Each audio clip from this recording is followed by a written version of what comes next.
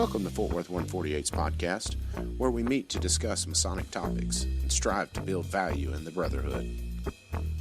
The opinions and statements of the participants do not represent any positions or stance of any Grand Lodge or Lodge and are solely the viewpoints of the participants.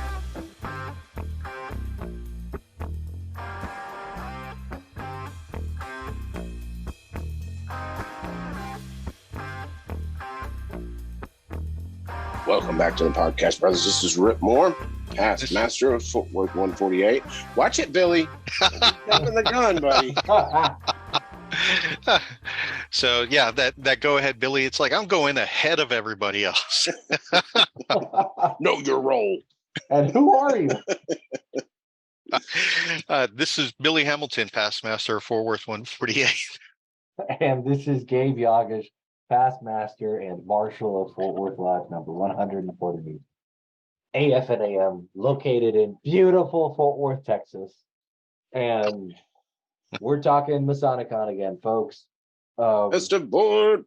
Right. So we're doing a series of minisodes and that we're going to release here. And this is the second of two parts about MasoniCon. We have a third minisode planned that's not related. But we're going to talk about the Festive Board, right? So last minisode was all about Saturday of Texas MasoniCon. And that is Texas MasoniCon proper, right? If you have, if you attend the Saturday, we're super happy to see you. But there's something we do on Friday night before. And it's real special. We have a Festive Board on Friday night before Texas MasoniCon begins. So it's a special environment. If you've never been to a Masonic Festive Board, it's a lot of fun. The most simple explanation of what a Festive Board is that it is a very nice dinner with a toasting program accompanied usually by a guest speaker of some kind. Not always, but usually, right? So Fort Worth Lodge has a Festive Board that we use, periodically throughout the year, and we ended up adapting it for Texas MasoniCon. We did not do one the first year because it just didn't come to us as an idea. And after we executed the first MasoniCon and we began planning the second MasoniCon for 2019, we thought about it and said, man, wouldn't this be cool if we did this? And we put on the first Festive Board for MasoniCon, and it was kind of a hit. People really liked it. Of course, then we got hit by the pandemic 2 years in a row, right? Uh-huh. We had our first Festive Board post-pandemic last year. And of course, we're having another one this year. So, man, I think about Festive Boards in general, and there are so many that I can just visualize who and name off who was sitting next to me. Some of the things we talked about, because some of the hardest laughs I've gotten in there, some serious, profound epiphanies, if you will, I've had at Festive Boards, but the fellowship, it's off the charts. Right. There's just something about sitting down and breaking bread, and having that opportunity to really open up with people around you. Well, when you think about it, I mean, in almost every culture, having dinner with someone is almost like a ritual in itself to become closer. Yeah. Whether it's with family or friends, I think it's embedded in our cultural DNA going back to the beginning of history. Well, let me tell you what. I was going to say, we just have to look at the idea of breaking bread, right? Bread and salt, and the right of guests and the right of hospitality. Yeah. Because traditionally, once you sat down, and it's gotten really popular in the cultural lens because of Game of Thrones, for example, but this is a historical deal. Once somebody sat down as a guest with you in your castle or your home, or whether you were a peasant living in a hovel or a king in a castle, once somebody sat down and broke bread with you and shared a meal with you, you were responsible for them, right? Yeah. So to eat dinner with we don't think about it this way, right? But the Festive Board tries to capture this spirit and this idea that eating a meal with somebody is very special, to the point where it's almost a sacred act, right? Well, and that's one of the things we're trying to recapture. Yeah, I mean, look at if you read 1001 Arabian Nights, right? It's mentioned in there a couple of times. It even goes back to there's biblical stories about that. That if you broke bread with someone and if they came to your tent or your home, what have you, and you were the host, that guest that you ate with and that you shared salt with, you broke bread with, you were responsible for them at the risk of your own life, if necessary, to ensure their safety and protection. It was a sacred act. It was very much a bond that you created in that moment. And so we invite you all to come down, and we will be the host and you will be our guest, and let's create those bonds. And the first year when we had it at Joe T. Garcia's was fun, but the atmosphere of that asylum, the top floor there at the temple, there's nothing like it. Because I remember last year there was conversations going on all over, and I just kind of sat quiet for a second, and you could hear your thoughts. You could hear the person next to you. There was no issue with conversations at all. There was no better environment for a festive board than that room. Of course, the ambiance. I mean, if it's not top 5, it's top 10 most beautiful rooms in Texas Masonry. I mean, it's up there. It's a must-see kind of room for when it comes to Texas Masonic architecture. The whole building. Yeah. Right. And so let's talk about this year's Festive Board, right? So we're having it in the asylum again, right? And we're using the same caterers that we have previously, because they have been a huge hit, and we use them for almost all of our lodge functions. And one of the things that we love about our caterers is that they provide, kind of regular meeting meals, but they also provide options for really high-end meals. And so that's what we're going with this year, right? And one of the things that we talked about was post-pandemic, all the pricing is different, right? Even stuff like discussing the price of meat is totally different, right? So it's going to be in the asylum. It's going to be a really cool event. The food is, of course, going to be super high-end like usual. And we have a special program for that evening. In the past, we've done talks, we've done poetry, and this year the team has talked about it, and we want to do probably like 2 poetry readings, short ones, intermittently between toasts. But the main program of the evening is something that we've been calling the Ceremony of 7 Luminaries, and it was a ceremony. It's a solemn candlelighting ceremony written by our past Grand Master, Jewel Preston Lightfoot, and Billy found it in Lightfoot's private papers, written in pen on a scrap piece of paper, and it was never published in anything until this year. And you're going to get to see a live demonstration of that candlelighting ceremony only at the Texas MasoniCon Festive Board this year. This will be the first time it's ever been done, so we're super excited about it. Billy, do you want to tell us about this candlelighting ceremony and how you found it, and kind of give us an overview about what it's about? Yeah, absolutely. So when I had the incredible privilege to be the general manager for the Grand Lodge Library Museum of Texas, when I was sorting through kind of the special collections room, I found a couple of nondescript boxes, right? And the only thing they said on it was Joe P. Lightfoot. And so I remember pulling them out and opening them up, and there was an incredible wealth of papers in there, several hundred pages. Some were typed, a lot were handwritten. Um, And so as I started going through them and collecting material, so I'm sure most of you are aware of the fact that they have been published now, and they are available in the book, Ancient Mysteries and Modern Masonry. But those are from those papers that were in the special collection.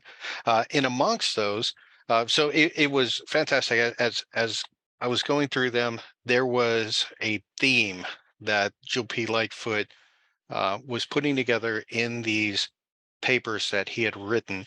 And it was following what he believed to be the transmission of the symbols in the esoteric meaning of Masonry, traveling back through time, going all the way back to the ancient Brahmin culture. And so he sees the origins of the symbolism that we use in that, tracing it forward to the Chaldeans, to the Egyptians, to the ancient Hebrews, and from there through the through the dispersion of the Hebrew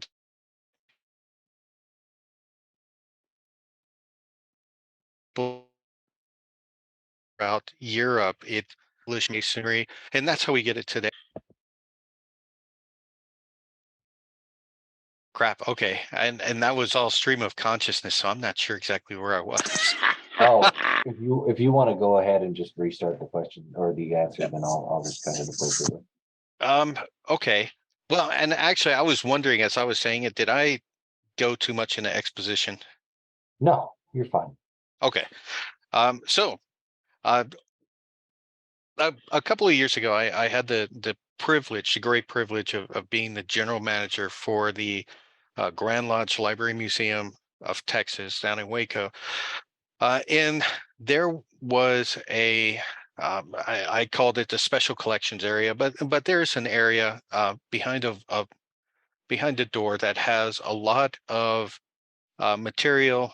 A large number of it has not been categorized. Some of it has, but there were two boxes on a shelf that I found that the only marking they had on them that I could see from the outside was Joel P. Lightfoot. And so I pulled those boxes out and I was looking through them, and there was some marvelous papers in there, several hundred pages of material that were written by Joel P. Lightfoot. Some of it was typewritten, a lot of it was handwritten, and there was content in there on all sorts of subjects. The Looking through the papers, I was able to condense through a history that he gave in a series of about 10 talks that actually, believe it or not, was given at the Fort Worth Scottish Rite Club when it was still part of the Dallas Valley. And it traced a line of transmission for Masonic symbolism going into the remote past that he wrote, and he presented the ideas that he believed showed that there was this unbroken line of transmission that carries through into modern masonry today. So it started with the Brahmin culture in the ancient, the ancient Indus Valley culture, and that ancient India was the origin of many of these concepts. These concepts were then transmitted to the Chaldeans. The Chaldeans, in turn, transmitted them to the ancient Egyptians. Moses, being an Egyptian prince who led the Hebrews out of captivity into ancient Israel. So as a result, a lot of these concepts were taken with the ancient Hebrews. And then the Hebrews, in turn, as they spread throughout the world, after the various calamities and other issues that befell the ancient Israelites, they carried these symbols in this esoteric nature into what eventually became continental masonry in Europe, in English masonry. So putting all these together, it created almost like a story that was carried out over about 10 chapters or so of this transmission.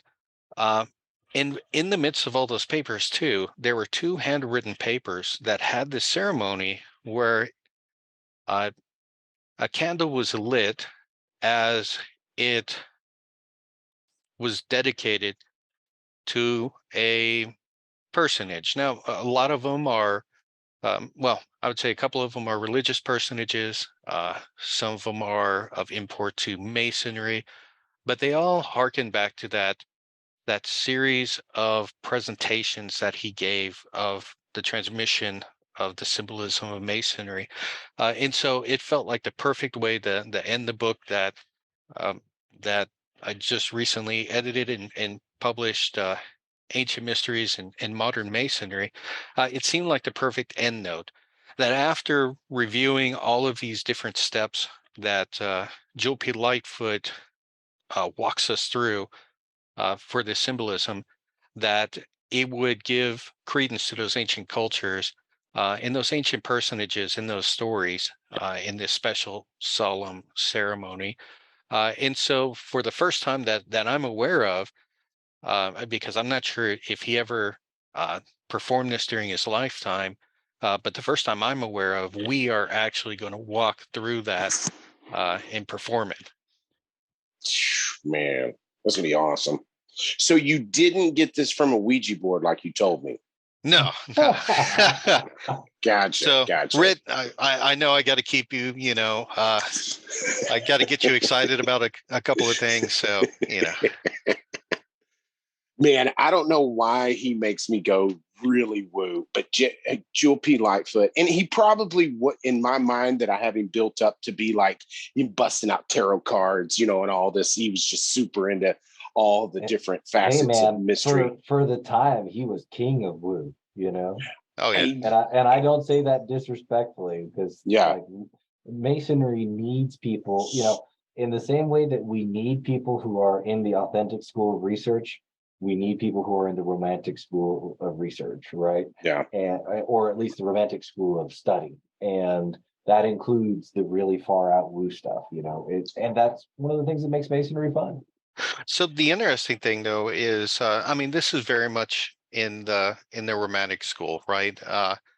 But he makes a very concerted effort. He tries to tie it in with what at the time, right? This was written in the 20s, 30s, some of it in the 40s. He tries to tie it into were contemporary cutting edge theories in sociology, linguistics. So he adds some science to it. We can read through it and decide for ourselves, whether it hits the mark, or maybe it's a little bit more romantic than we would like. But he ties it into a lot of scientific literature of the time. Yeah. I think about that all the time, because it's hard to remove all the distractions we have, especially now with the phone in my freaking pocket. But just TV and computers alone, you take all that out, and really and truly, even creature comforts like air conditioner and things like that, you start taking all that out, it has to equal more time to, if you well enough off and had money like Joel P. Lightfoot had, contemplative time. Like, what else are you going to do? There's only so many games of backgammon and chess you can play before you just sit on your back porch and think. And that seems so scary nowadays, that word, just sitting there thinking, just in your own head. It's like, was that my Facebook dinging? Yep. Yeah. The very cool thing I found was with his papers, Joel P. Lightfoot had a notebook in there, and it was actually an address book. So it was labeled A through Z, I remember you showing me this. Yeah, and in there, you could tell this man was always reading, and he was always thinking, and he was making notes to himself. And so he would categorize, right? So like if he found something interesting about the Babylonians, he would go to B, write down Babylonians, and write down the book that he found that material in that he would like to reference later. That's Jesus literally of Nazareth. Google in a notebook. Yeah, and it's a good couple of hundred pages of just, and it's not some of the pages are lighter than others, Mhm. but to see his process, right, as he read through this copious amounts of material. There are hundreds of books at the Grand Lodge Library that were donated by Joel P. Lightfoot from his personal library, and to see the fact that he actually read and made notes, right? It shows that this person, there's a reason that he was such a good attorney. There's a Yeah. reason he was Attorney General of the state of Texas, is because this man could read through a lot of material and pull things from it and then use it to make a comprehensive argument. Yeah.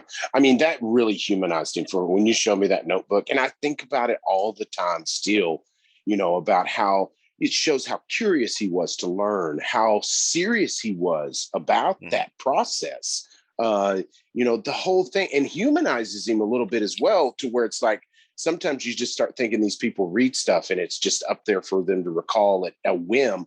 But no, this guy had to have a notebook, every once in a while to remember some of the things you know what I mean? Because you really almost deify them, because we just see the best parts of them with their best literature, that we read, and all the great deeds they did. But there were guys too. Put on pants one leg at a time, as Grandpa would say. Here you go. That's going to be to do that ceremony. Is really going to be in the temple, no less. Yeah. What a great atmosphere. It's going to be cool.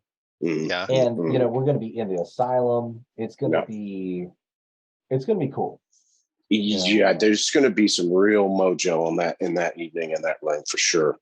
Yeah, and to be honest, though, I mean, this is the ceremony itself. It's not long, but it's very meaningful, I think. Mm-hmm. So I think this is a perfect way to kind of end. If we have a good dinner, we have a lot of fellowship, and then this is the ending note. I think would be perfect. But the thing that I love about it, regardless of what is said, where it came from, or the ritual itself, if it was a Joel P. Lightfoot original or whatever, those handwritten notes sat in that vault for, what, that had to be close to 100 years? No, probably not that long. He died in 1950, and his wife had donated the papers right after his death. So they had been there for a good 70 plus years. Yeah. And now they're literally being brought into reality. Those notes that Joel P. Lightfoot made, God knows when he wrote those notes on that piece of paper. Mm-hmm. And all through those years sitting in that vault, all that, is about to come to fruition at the Fort Worth Masonic Temple. That kind of stuff just like really gets me going. That's cool stuff. Oh yeah. And actually, I guess you're right. When you think about it, the papers were there from from 1950, 1951, maybe, but a lot of the material in there was written, in the 20s, 30s, and 40s. So yeah, this could be 100 years old, and it's just been waiting for to be manifested into reality. And some knuckleheads in Fort Worth are about to do it. It's so crazy that we get to do that. Dig around in a vault in the Grand Lodge of Texas. You know what I mean? There's some real mystical power to that. And you get you a ticket, you can be a part of it. Yeah. That's the key. You got to get a ticket, because we're only doing it at this. Obviously, we're not going to discourage other folks from doing it, right? Because now that Billy's book has been published, it's out there, right? Hell, we'll come help. Something to keep in mind, right, is those were Brother Lightfoot's base notes, right? And so to fully flesh it out, you'll want to see the fleshed out version of the Festive Board. Yeah. It's going to be fun. Yep. Well, folks, we hope that you've enjoyed this preview of what the Festive Board is going to be like. And we are super excited to have everybody in town. And it's just going to be great to see everybody again and to get to meet new friends. MasoniCon is a highlight of the year Masonically for me. And it's just going to be an amazing experience. So I'm super excited. Okay, wait. All right, we ready to close this one down? Yeah, I think Sounds so. good. I want to read that quote from JPL that I sent you guys from The Lost Word. Sounds good. Real quick by a JPL, and then we'll sign off. So it goes, despite the beauties that clothe it like a garment and the splendors that crown it like a diadem, the earth is full of shipwrecks, griefs, and graves. We build the world of today upon the ruins of the world of yesterday, and the feet of the living find no pavement safe on the dust of the dead. God, you're talking about romantic writing. God dang. That's incredible. You're gonna die, sucker. That's less romantic, but yeah, I guess he gets the message across. Dude, his penmanship is beautiful. Beautiful, beautiful stuff. Yeah. All right, gentlemen, this is Rhit Moore signing off. This is Billy Hamilton signing off. And this is Gabe Yagish signing off.